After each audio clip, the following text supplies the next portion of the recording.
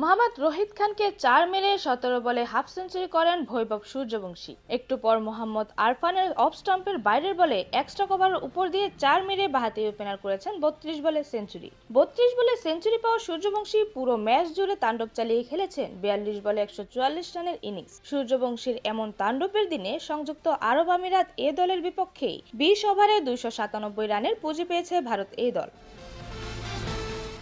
কাতারের দোহায় আগে ব্যাটিং করতে নেমে প্রিয়াংশ আরিয়া রান আউট হয়ে দ্রুত ফিরলেও অন্য প্রান্তে রীতিমতো তাণ্ডব চালাতে থাকেন সূর্যবংশী। দুর্দান্ত ব্যাটিংয়ে পঞ্চম ওভারেই হাফ সেঞ্চুরি পেয়েছেন তিনি।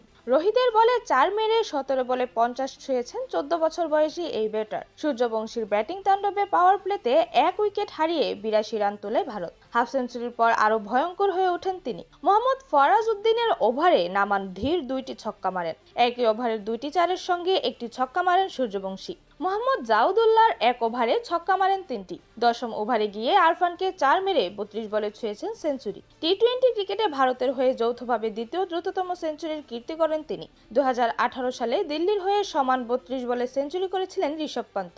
তবে ভারতীয় ক্রিকেটারদের মধ্যে দ্রুততম টি-20 সেঞ্চুরির রেকর্ডটা উর্ভিল প্যাটেল ও অভিষেক শর্মার, যেখানে উর্ভিল গুজরাটের হয়ে এবং অভিষেক 28 বলে সেঞ্চুরি করেন পাঞ্জাবের জার্সিতে। সব মিলিয়ে টি-20তে দ্রুততম সেঞ্চুরির তালিকায় যৌথভাবে 5-এ আছেন সূর্যবংশী। দেশকে প্রতিনিধিত্ব করছেন এমন দলের হয়ে যারা সেঞ্চুরি করেছেন তাদের মধ্যে তিনিই সবচেয়ে কম বয়সী।